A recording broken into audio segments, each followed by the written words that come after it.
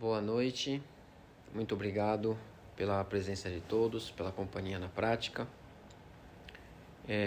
Antes de mais nada, eu gostaria de fazer uma breve saudação de início de ano. Espero que todos estejam bem, que tenham passado a virada do ano com saúde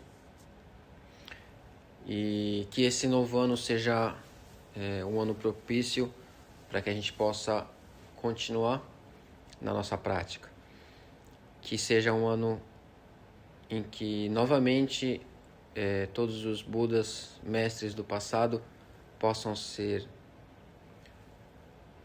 um direcionamento para a nossa prática, que possam ser inspiração para a nossa dedicação e que com isso o aprofundamento no caminho seja algo cada vez mais presente no nosso dia a dia.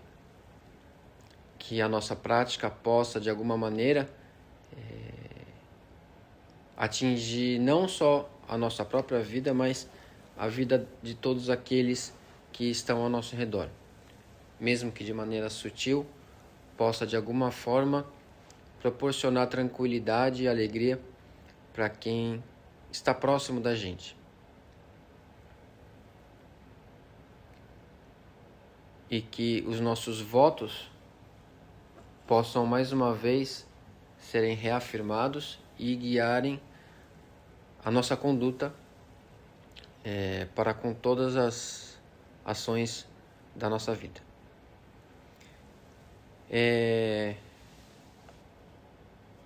Agradeço novamente a presença e o apoio constante de todos e espero contar com o apoio de vocês também nesse ano. Muito obrigado.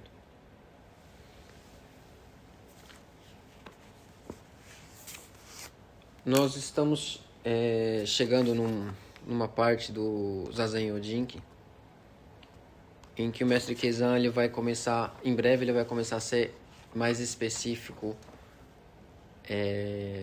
nas questões de como realizar o Zazen, né? Ambiente, alimentação, postura. Até aqui a gente encontrou a expressão de Keizan Zenji sobre a natureza do Zazen, né? Então eu acho que é um bom momento de a gente de a gente reler a interpretação da tradução até o momento. Então eu vou reler todo o material que a gente veio estudando até o momento para a gente chegar na estrofe que vai ser lida hoje, tá bom? Zazen Yojinki. O Zazen prontamente clarifica o solo da mente da pessoa e faz repousar tranquilamente na natureza original. Por isso, Zazen se chama revelar a face original, ou então, revelar o solo verdadeiro. Com o corpo-mente caído, também distancia-se da relatividade do sentar e deitar. Dessa forma, além da relação bem-estar transcendendo os 10 mundos, sem discorrer intelectualmente sobre a ilusão ou despertar, distanciando-se da relatividade entre os seres e Budas. Dessa forma, interrompa todas as atividades, ou seja, abrir mão dos inúmeros elos para não fazer nada, sem movimentar as 6 raízes. Quem é essa existência que realiza o Zazen? Não se sabe o nome, não se pode dizer corpo, não se pode dizer mente. Ao pensar nessa existência que realiza o Zazen, o pensamento é extinto. Ao tentar falar sobre isso, as palavras são exauridas. É como um tolo que não faz distinções. É completamente imóvel. É como uma montanha alta e o mar profundo. Não se pode ver o pico nem o fundo. Ilumina sem atar laços com os fenômenos. Clarifica o além das nuvens. Perpassa sem depender da consciência discriminatória. A verdade se torna clara, seja no silenciar ou no falar. Sentado com o céu e a terra, todo o corpo como uma gota de orvalho. aquele que vive a realidade antes do surgimento da consciência discriminatória, é como aquele que vive como aquele que finalizou a vida. Não há sombras nos olhos, não há poeira que se prenda aos pés. Onde pode haver poeira? O que pode ser um obstáculo? A água pura não possui verso ou anverso. No céu não há dentro ou fora. Originalmente é translúcido e reluzente. Forma e vazio não são separados. Os objetos, as fronteiras, e a consciência não são opostos. Sempre existindo aqui, junto, mesmo em todas as eras, nunca teve nome. O terceiro ancestral na China, de maneira provisória, chamou toda a realidade do aqui e agora, que não pode ser nomeada, de mente. Nagarjuna, provisoriamente, chamou de corpo. Tomando a forma da natureza Buda, apresentou a verdadeira forma de todos os Budas. Nesta forma de lua cheia, não há nada faltando e nada sobrando. Aqueles que realizam a unicidade original com essa mente são chamados Budas. O brilho da natureza original resplandece através do passado, assim como ilumina o presente. É a manifestação de Nagarjuna e também a realização de todos os Budas. Originalmente, a mente não é dual. Embora as formas se diferenciem uma das outras, mente e corpo não diferem e nem são iguais. De acordo com os laços, a mente se transforma, faz surgir o corpo e este se difere nas formas. Quando uma onda surge, em sequência 10.000 ondas surgem. Quando há movimento da consciência discriminatória, em sequência 10.000 formações mentais surgirão. Dessa forma, os 4 elementos e os 5 agregados se combinam. Os 2 braços e as 2 pernas se formam, assim como as 5 raízes. Então, os 36 elementos surgem e os 12 elos se formam, transformando-se continuamente. No entanto, isso tudo existe quando estes elementos se combinam pela lei do Dharma. Pode-se dizer que a mente é como o mar e o corpo é como as ondas. Não há uma única onda sem mar, assim como também não há uma única gota de mar sem onda. Mar e ondas não são separados, bem como não há diferença entre movimento e repouso. Por isso se diz: o ir, vir, do nascer, morrer é o real corpo. Este é o corpo imperecível de 4 elementos e 5 agregados. Agora, Zazen é adentrar o oceano da natureza Buda. É o mesmo que manifestar o corpo de todos os Budas. A mente perfeita e originalmente pura surge aqui e agora.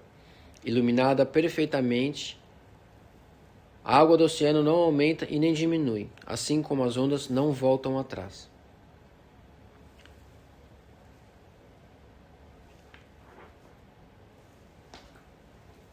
Todos os Budas surgiram neste mundo para clarificar o assunto mais importante, para apresentar a todos os seres a visão de sabedoria dos Budas e fazer com que todos adentrem o despertar. Para isso, há o supremo método, verdadeiramente tranquilo. Além de todas as impurezas e apegos, é dito, Zazen. Esta é a liberdade verdadeira de todos os Budas. Ainda mais, é o supremo Samadhi. Se mesmo que por apenas um momento estabelecer-se no Samadhi de tranquilidade verdadeira, isto é o próprio revelar do solo verdadeiro da mente. Aquele que busca clarificar o solo da mente deve abrir mão da consciência discriminatória, das coisas mundanas e até mesmo das coisas do Dharma. Deve cortar todas as ilusões. Quando a mente verdadeira se manifesta, é como as nuvens das ilusões se dissiparem e a lua da mente voltar a brilhar. Assim disse Buda: ouvir e refletir sobre os ensinamentos ainda é como estar do lado de fora do portal de entrada do caminho. Zazen é como sentar-se tranquilo em casa. Isso é verdade. Ainda permanecer apenas no ouvir e refletir sobre os ensinamentos é não cessar o movimento da consciência discriminatória. O solo da mente ainda está encoberto e permanece do lado de fora do portal de entrada do caminho. Zazen é apenas cessar o condicionamento discriminatório da consciência. Assim, não haverá local em que o Zazen não transpasse. É como estar sentado tranquilo em casa. Dessa forma, as 5 ilusões e apegos são todos provenientes da ignorância. A ignorância significa não clarificar sua real natureza. Para isso, Zazen é a maneira de clarificar sua real natureza.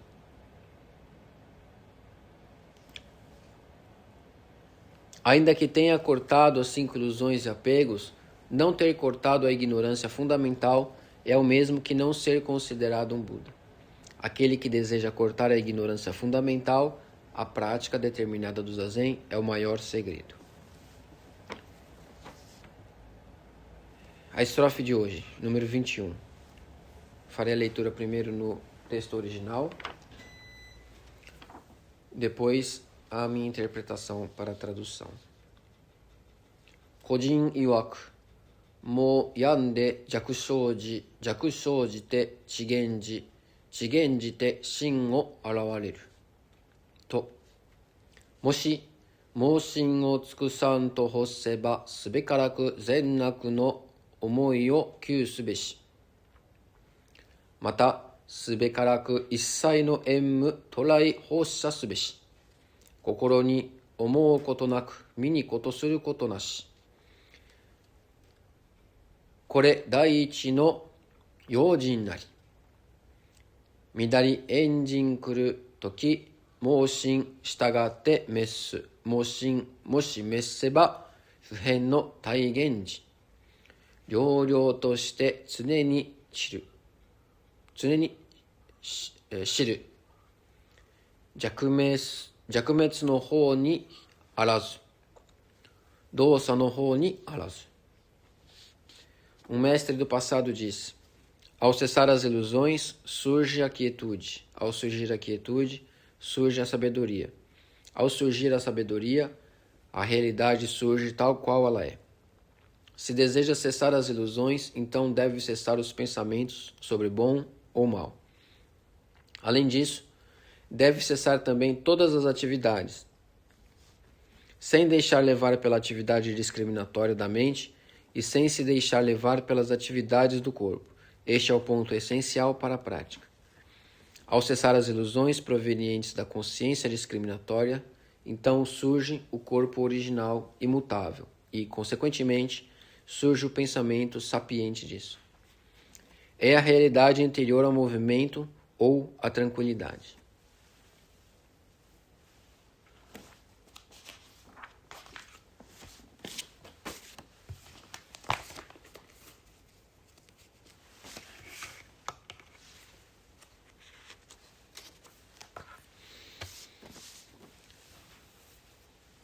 Nessa estrofe, Keizan Zenji novamente traz com novas palavras uma definição do que é a prática do Zazen.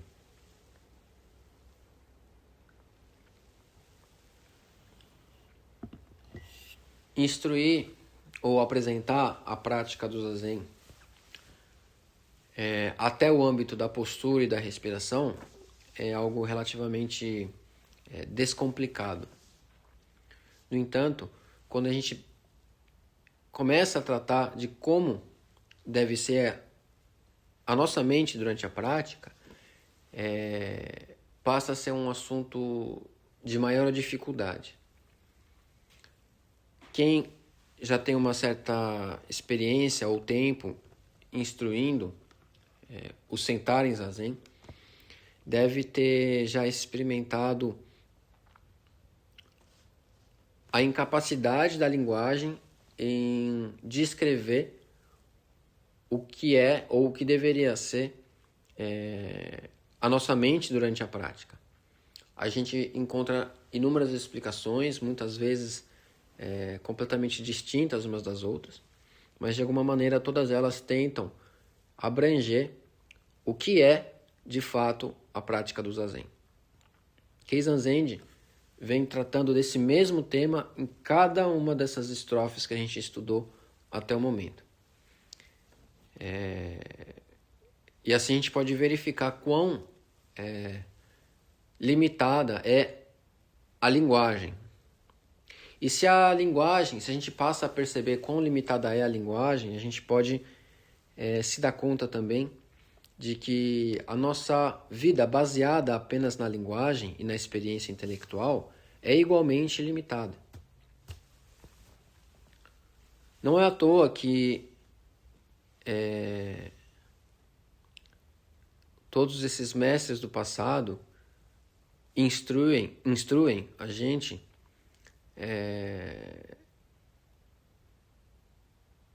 sobre, por exemplo, se deseja cessar as ilusões, então deve cessar os pensamentos sobre bom ou mal. Além disso, deve cessar também todas as atividades. Cessar o pensamento sobre bom e mal. Num olhar raso, num olhar descuidado, pode soar, ou melhor, num olhar baseado, uma vida baseada apenas na relação da linguagem, esse tipo de declaração, esse tipo de instrução pode parecer até egóica, no sentido de que, de alguma maneira, deveríamos nos colocar alheios a discussões do que seria certo ou errado, apropriado ou inapropriado, né? Ainda mais no momento atual, onde, de alguma maneira, finalmente, algumas lutas estão passando a ganhar o espaço devido. Então, num contexto social desse, por exemplo, deixar de pensar sobre o bom e mal pode ser visto de uma maneira ruim. Mas essa é uma visão equivocada do que essa frase está trazendo, né? Deixar de pensar sobre bem e o mal, em outras palavras, abrir mão de uma vida condicionada apenas pela linguagem e pelos valores construídos a partir de uma relação discriminatória para com os fenômenos. Ou seja, viver uma vida onde os meus valores pessoais ou os valores de um grupo sobre o que deve ou não ser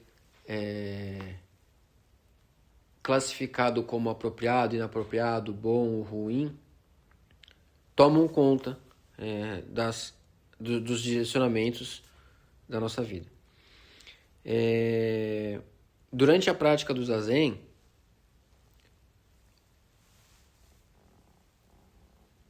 se nós deixamos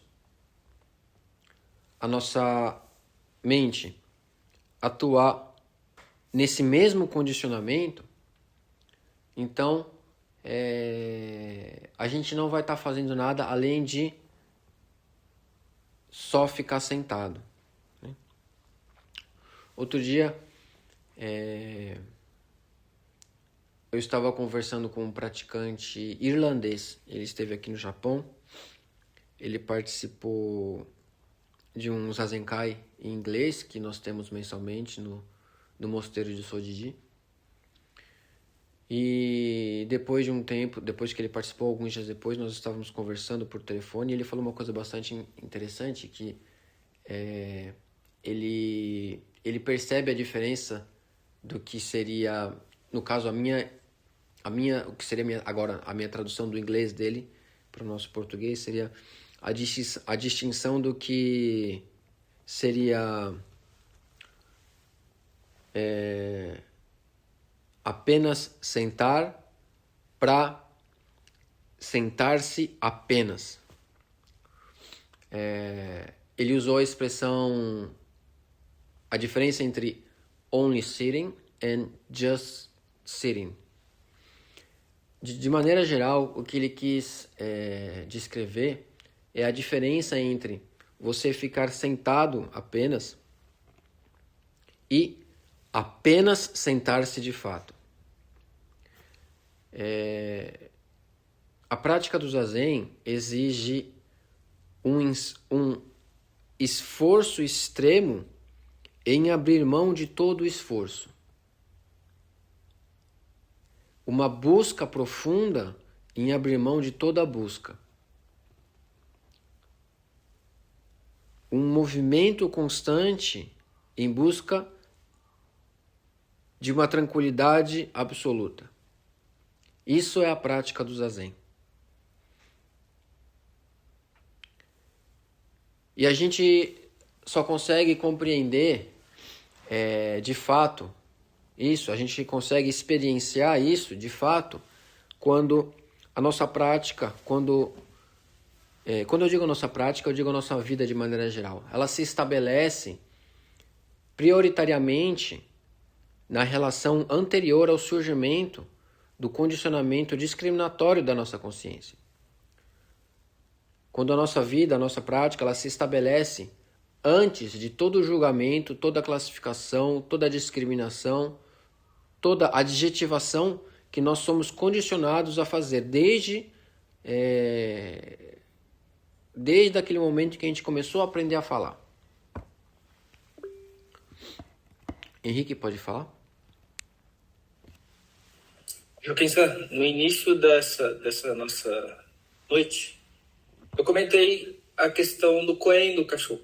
E até por conta de uma imagem que a gente viu, né?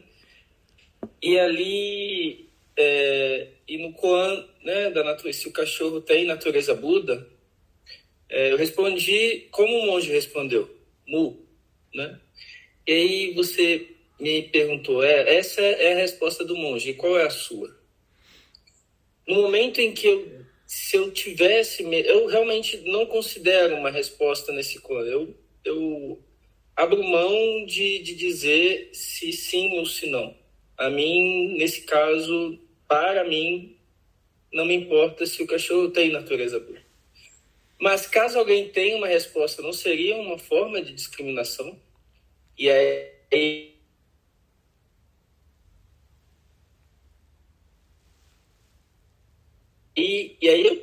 eu manifestar a sua fala.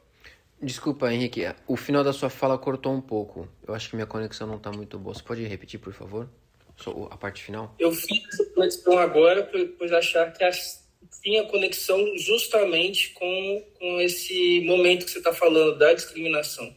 Ou seja, faz sentido mesmo ter uma resposta nesse Koan? Se sim, o cachorro tem natureza Buda, ou se não, se ele não tem, dado isso que você acabou de pôr com a gente aqui? Uhum. O uso da palavra na prática do Zen, principalmente no âmbito da relação mestre-aluno, com o uso do que nós chamamos de Koen ou dessas questões, é uma ferramenta em que a pessoa que orienta, na verdade, é a única ferramenta que a pessoa que orienta tem para verificar a compreensão daquele que está praticando, daquele que está estudando, né? É contraditório, realmente. É uma questão bastante complexa da gente levar para o pensamento cartesiano que a gente está acostumado, por exemplo, do método científico, né? No entanto,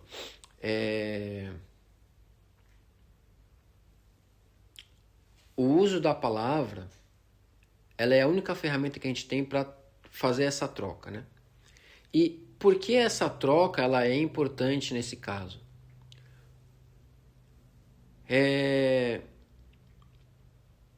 A sinceridade consigo mesmo, a sinceridade para consigo mesmo na prática é a coisa mais importante. De fato, é praticamente impossível alguém de fora, um terceiro, compreender a sua própria compreensão, né? A gente não tem como adentrar o corpo, a experiência do outro. No entanto, essa sinceridade para consigo mesmo, ela não pode pender para uma falsa sensação de independência. No sentido de que, se eu valido a minha própria resposta, então já está ok. Essa sinceridade profunda para com a sua própria experiência, para com a sua própria realização, ela é importante. Ao ponto de que essa sinceridade extrema questione até a nossa própria conclusão para com um koan, no caso, aqui agora, né? E por conta disso, o uso da palavra, ou seja, responder um koan em um dokusan para um professor, é o único meio de a gente ter uma maneira de a sua própria experiência ser validada por si mesmo e por alguém que já tem essa experiência. A resposta do koan por isso que o koan também ele é uma prática que precisa ser feita com bastante cuidado por mestres que são realmente experientes nisso, que os koans eles possuem resposta.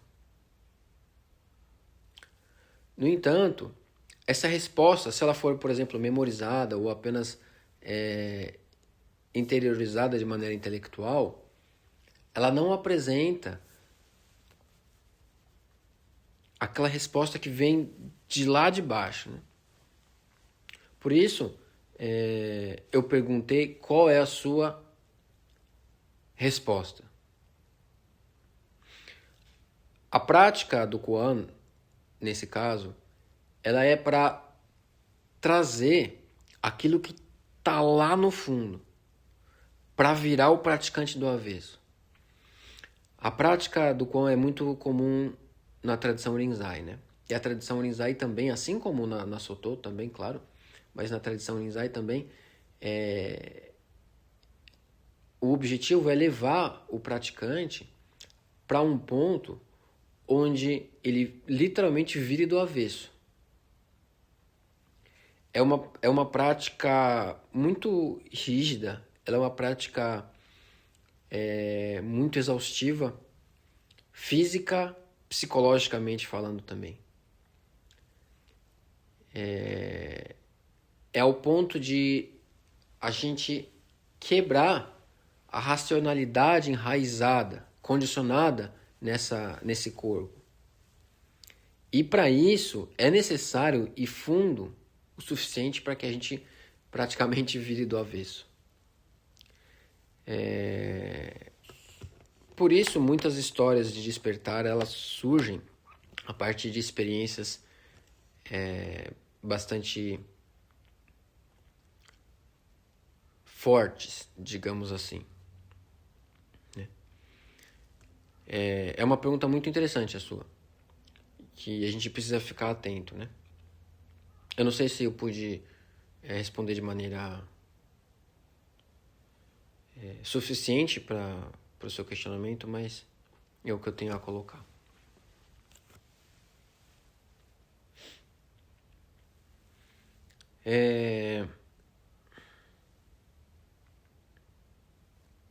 No texto Shinjime, que eu já trouxe outras vezes, inclusive o próprio Dogen Zenji também, Keizan Zenji também trouxeram esse texto, que no começo dele está escrito Shido Bunan Yui Ken Kenjaku.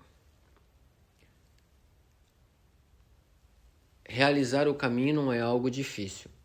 Basta apenas nós abrirmos mão de escolhas, se a gente for traduzir de uma maneira direta, né? No sentido de abrir mão de viver uma vida baseada no julgamento, baseado no nosso condicionamento discriminatório. Aqui está escrito a mesma coisa com outras palavras, né? Se deseja cessar as ilusões, então deve cessar os pensamentos sobre bom ou mal. Além disso, deve cessar também todas as atividades. cessar todos os pensamentos sobre bom e mal, cessar todo o condicionamento baseado nessa relação dual entre sujeito e objeto, assim como também cessar todas as atividades relacionadas ao corpo, né? E sentar-se sem fazer absolutamente nada, esforçar-se para não se esforçar em absolutamente nada.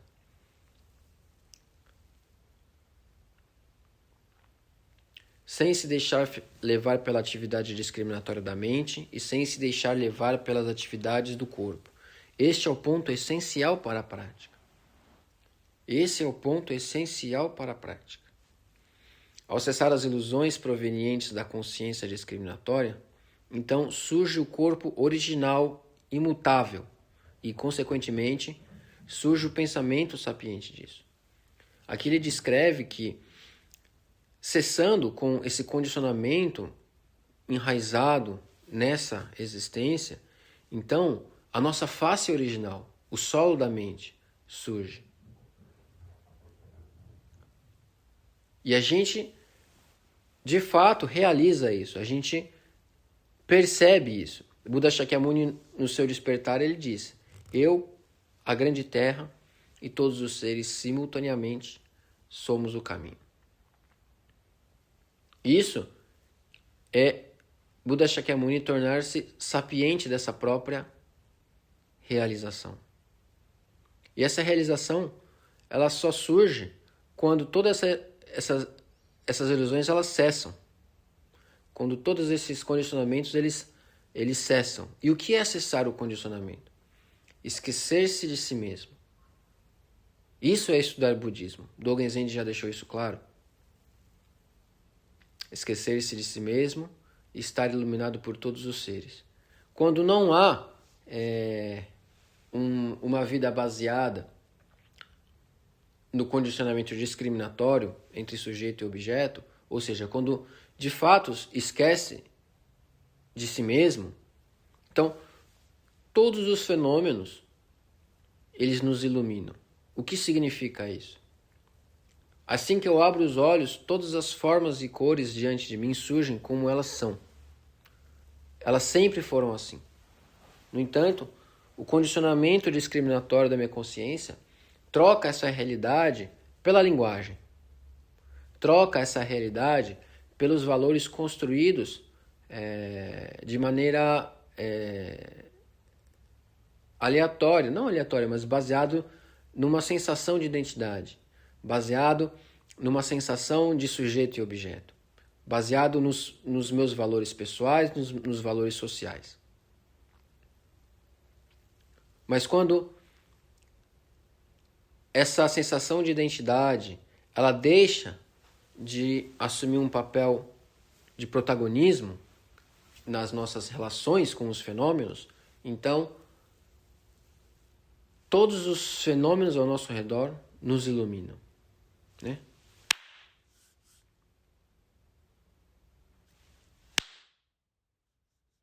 Dessa maneira. Quando há o som,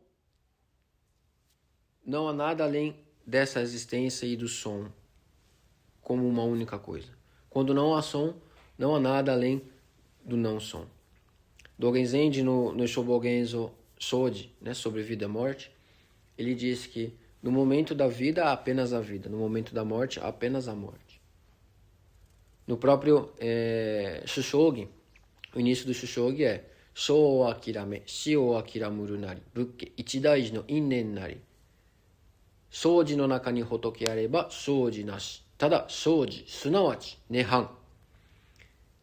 É necessário clarificar sobre a vida, é necessário clarificar sobre a morte. Esse é o ponto principal de todos aqueles que praticam o caminho. Se nessa relação vida-morte existir o despertar de Buda, então vida-morte é o próprio Nirvana. Nós estamos já no Nirvana. Eu, a grande terra, todos os seres, simultaneamente somos o caminho. Não há não caminho, não há caminho. A realidade é manifesta aqui agora da maneira como ela se manifesta. E essa realidade, ela já está aqui antes mesmo de que todos os nossos pensamentos, classificações, julgamentos, adjetivações possam surgir. Todas essas adjetivações, nomes, valores, são ferramentas que nós temos no nosso dia a dia para trocar informações, para lidar com as coisas no âmbito relativo. No entanto, são ferramentas. E como ferramentas, e as únicas que nós possuímos, é a única maneira que nós temos para, de fato, verificar a compreensão correta daqueles que estão praticando. Não é à toa que, apesar de as tradições budistas falarem que Ryūmon-ji Kyogebetsu-den, que todo ensinamento ele não está nas palavras, né? Isso é muito dito pelas tradições Zen. No entanto, as tradições do Zen budismo são as tradições que mais deixaram textos. Porque todos esses mestres do passado tiveram as suas falas registradas. Né? O que nós chamamos de Goroku. Por exemplo, Eihei Koroku. Eihei Koroku é o conjunto de ensinamentos de mestre Dogen. Keitoku Dentoroku é o registro do despertar de mestres do passado. Denkoroku é o registro do despertar de mestres do passado, da palestra de Keizan Zenji. E outros, Denshin Hoyo, que são os ensinamentos do mestre Obaku.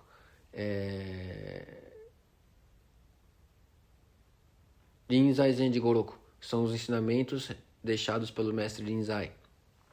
E inúmeros outros. Porque a ferramenta da palavra não atinge a totalidade da realidade. Por isso, todos esses mestres estão falando a mesma coisa com palavras diferentes. A gente pode ver isso no Zazen Yojinki.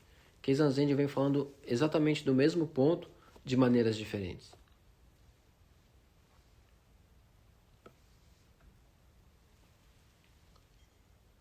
Mas cabe ao praticante realizar isso. Para realizar isso, o primeiro ponto é uma sinceridade verdadeira para consigo mesmo e a sua própria prática.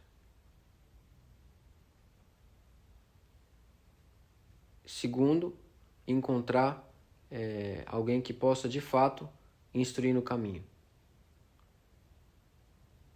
O próprio Dogen Zenji, no Gakudo Yōjinshu, ele coloca que se não for possível encontrar alguém que possa verdadeiramente orientar no caminho, então é melhor que não estude o budismo. Isso são palavras de mestre Dogen. A compreensão equivocada dos ensinamentos pode gerar mais sofrimento do que praticar o budismo em si, né?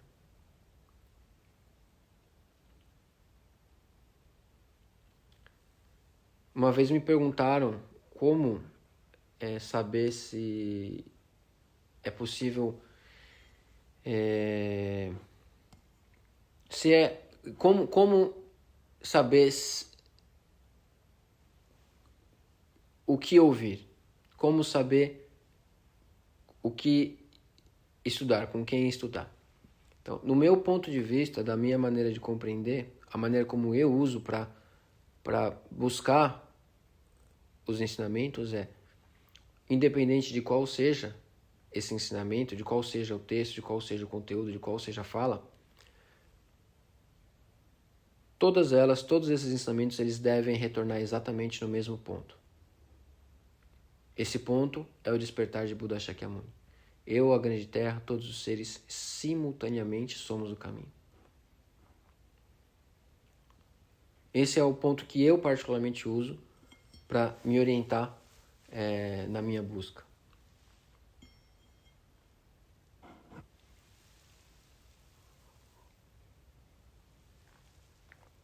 Alguém tem alguma questão? Ou Algum comentário? Alguma coisa que queira compartilhar?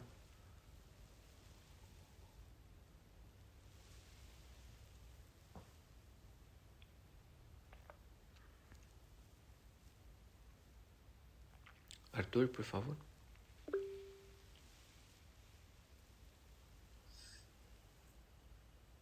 Estava pensando, acho que uma questão, como é que eu posso dizer, em ordem consecutiva dos ensinamentos, né? Por exemplo, na questão do Buda Shakyamuni ali, quando ele não sei bem como é que foi a ordem, né? Tipo, ele alcança o despertar e depois profere as 4 nobres verdades, né? Explica cada uma delas, fala o caminho óctuplo. E onde é que mais ou menos ele entra o Zazen nisso tudo, né? Onde é que entra em como lidar com a prática? Está dentro do nobre caminho ou em outro momento assim que ele fala? No Nobre Caminho Óctuplo, tá lá Dhyana, não tá? Essa é a prática do Zazen. Não consegui escutar muito bem como é que foi? No Caminho Óctuplo está lá descrito sobre o Dhyana, a prática correta do Dhyana. Isso é o Zazen.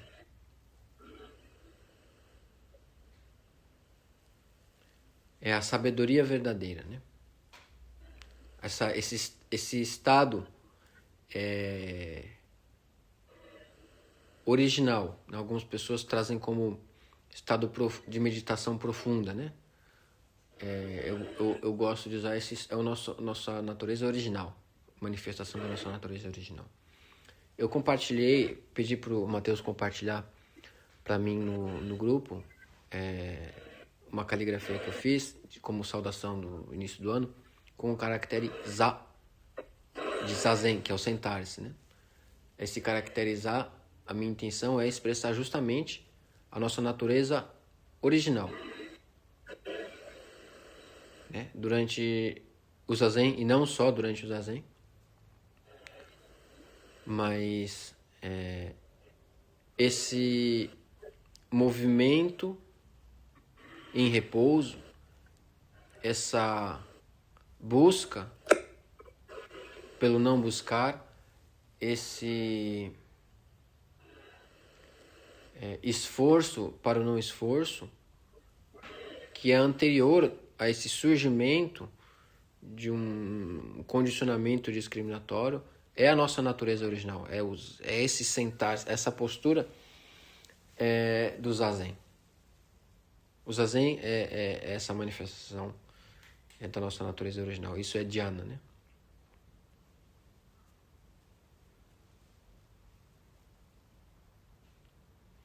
Johansson, por favor.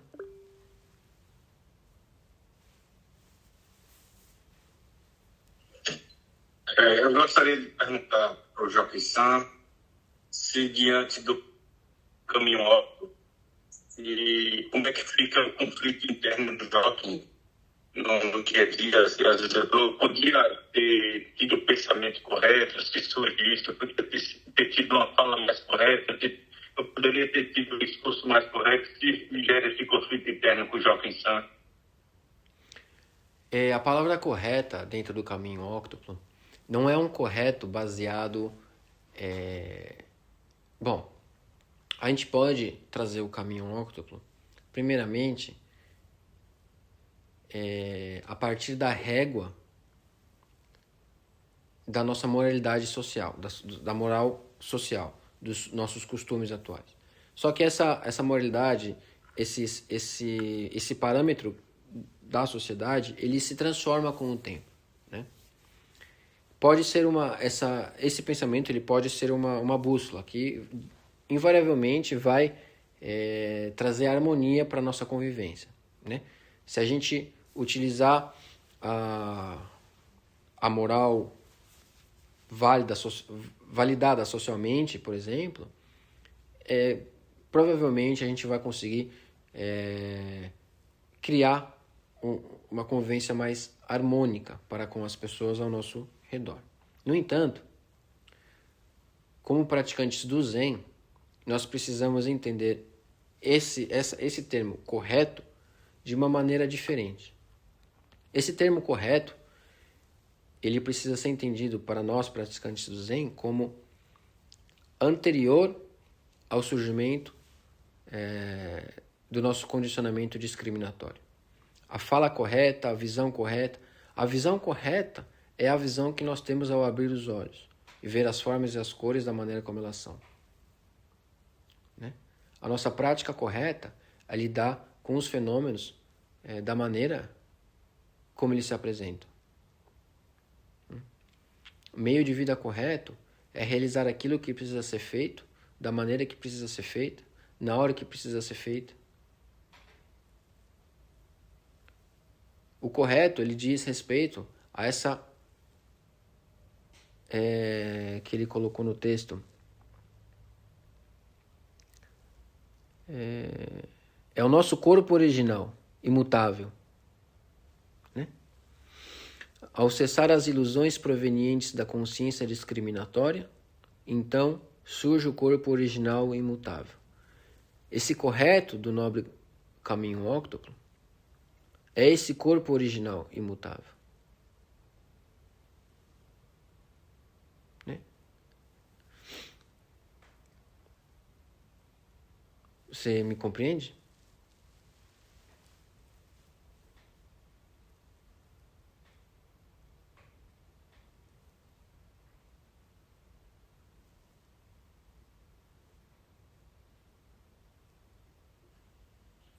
Mas existe essa cobrança interna do Joaquim-san sobre os pensamentos, os corretos? Sim, é um policiamento constante que eu acho que a gente precisa ter, né?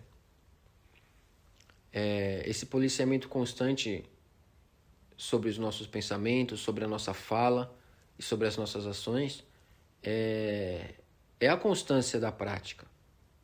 A gente precisa estabelecer relações harmônicas com as pessoas ao nosso redor. Estabelecer relações harmônicas, do meu ponto de vista, não é uma relação de proximidade forçada. Ou seja, não é necessariamente ficar de mãos dadas com todo mundo, invariavelmente. Para mim, a harmonia é a distância correta para com as coisas.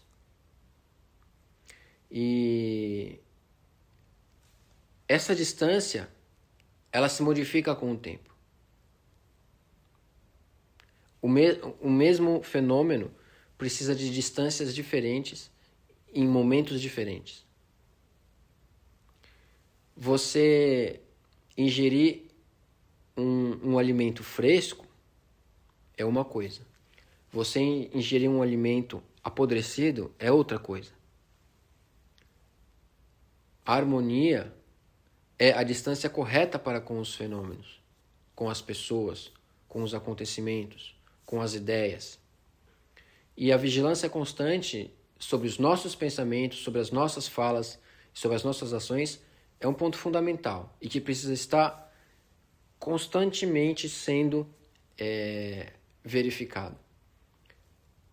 Principalmente pelo fato de que todas as nossas ações, falas e pensamentos influenciam o mundo ao nosso redor. Eles produzem karma.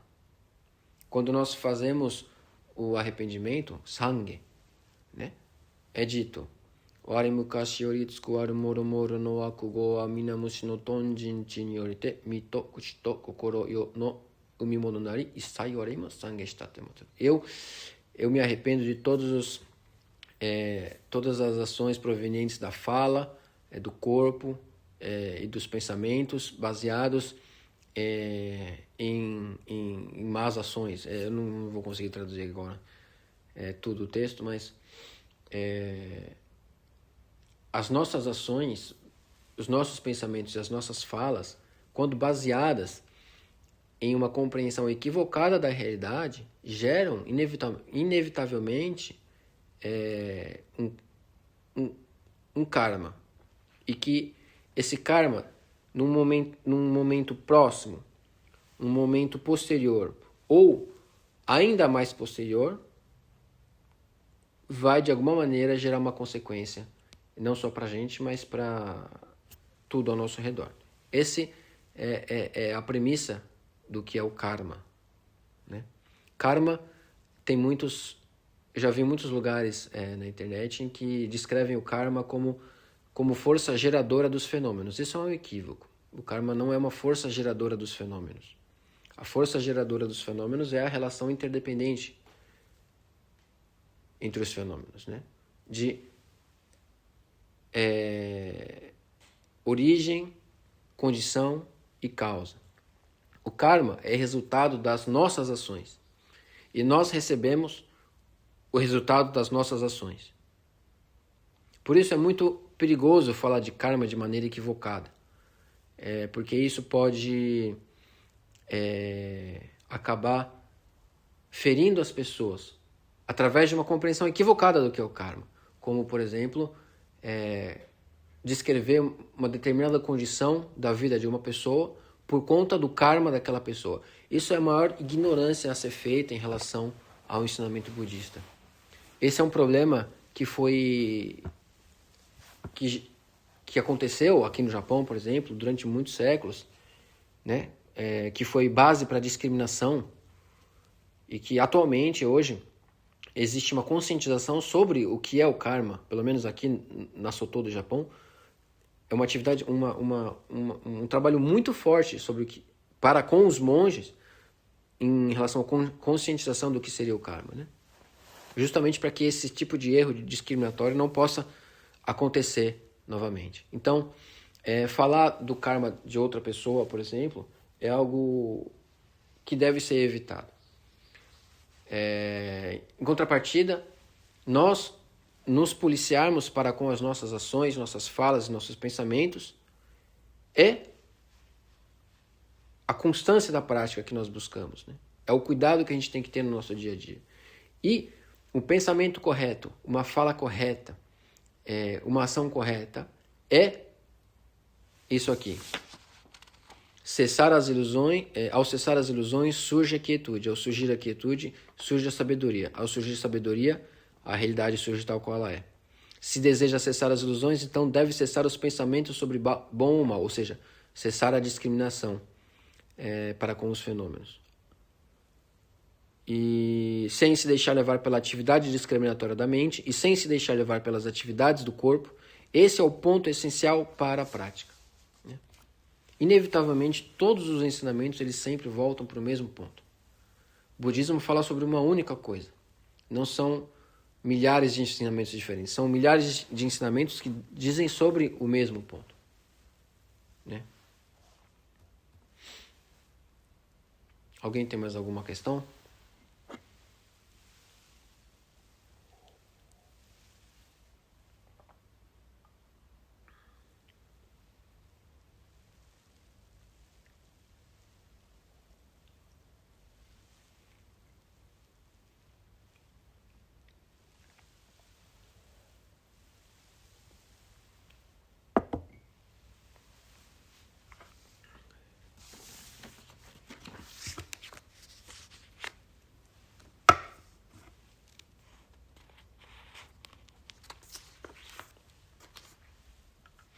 Arthur?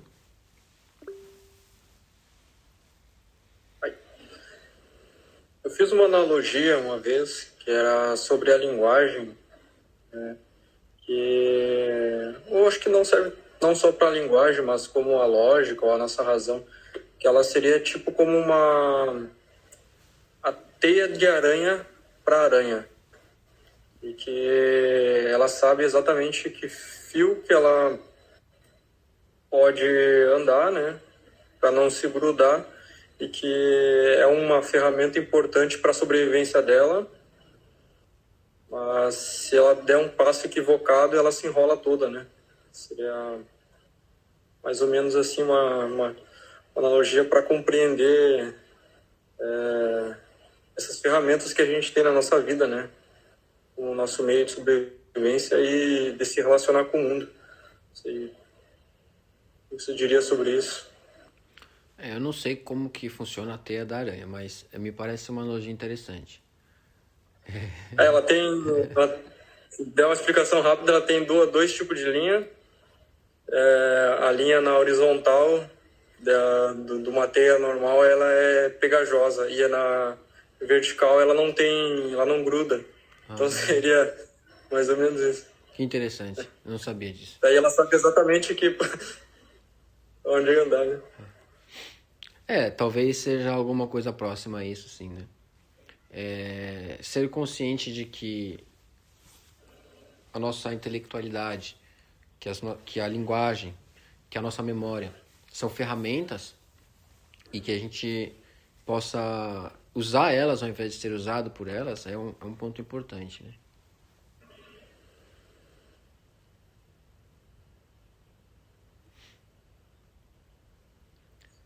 Você falou também sobre a mente cartesiana, né? Eu já vi outros monges falarem sobre isso também, esse pensamento cartesiano ocidental. Você, que é justamente baseado pela uma lógica científica de ver o mundo, você diria que o pensamento oriental ele é diferente nesse ponto? É difícil generalizar, obviamente, né? Porque a ignorância em relação à realidade, ela permeia todos os cantos do globo, né? No entanto, existe de fato uma tendência maior no Ocidente de compreender os fenômenos por meio da linguagem e do pensamento racional, digamos assim, né? Quando a gente fala sobre estudar um som, é comum a gente imaginar alguém captando esse som pelo microfone, analisando as ondas pelo computador, o tempo do som, a altitude do som, ou o que produziu esse som, ou qualquer coisa do tipo. Mas o que a nossa prática busca trazer é estudar o som, é escutar o som.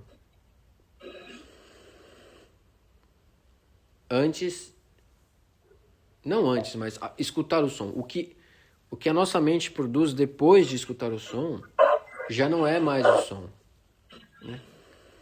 É a nossa memória lidando com... É a nossa memória sendo resgatada e sendo analisada pela nossa capacidade linguística, né?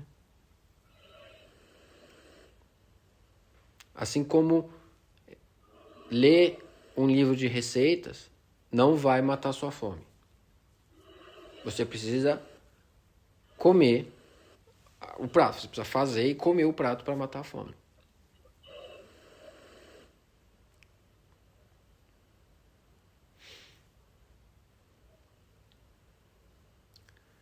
Se não tivermos mais nenhuma questão ou colocação, podemos encerrar por aqui também.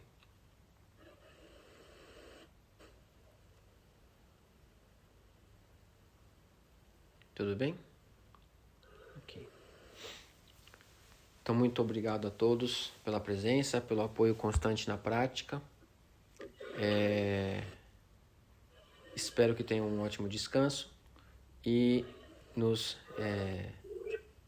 encontramos na próxima oportunidade. Muito obrigado.